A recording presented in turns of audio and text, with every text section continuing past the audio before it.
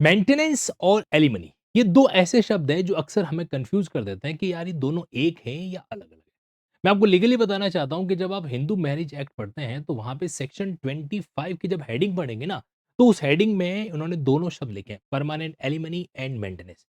तो अब क्या अंतर है? सीधी और सरल भाषा में समझिए।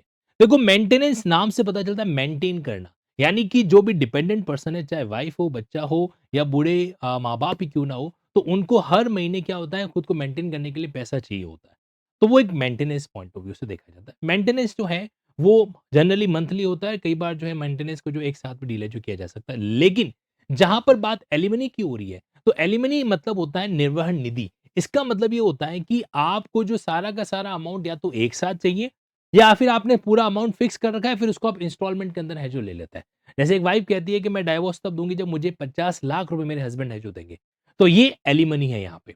लेकिन वो कहती है मुझे हर महीने 10,000 चाहिए अपने भरण-पोषण के लिए, अपने मेंटेनेंस के लिए, तो ये एक मेंटेनेंस का अमाउंट है जो होता है।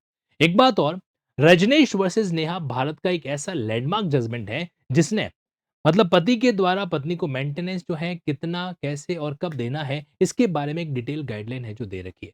तो इस रजनीश वर्सेस नेहा की गाइडलाइन को मैं केस लॉ की कहानी के ज़रिए लिंकिंग लॉ के यूट्यूब चैनल पर आज शाम को 6 बजे आपके बीच में लाइव है जो करने वाला हूँ।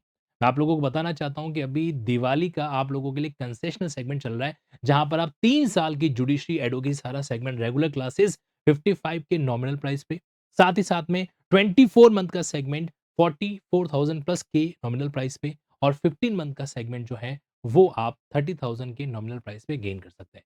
यहाँ पर एक और इम्पोर्टेंट बात ये है कि आप लोगों के लिए सिर्फ जुडिशरी नहीं, मैं एडवोकेसी गाइडेंस, नेट एग्जामिनेशन, साथ ही साथ में ऑल इंडिया बार एग्जामिनेशन, एआईबी और तो और जो भी जेएलओ, एपीओ वगैरह एग्जामिनेशन होंगे, उनका भी एक्सेस आपको अवेलेबल कराऊँगा।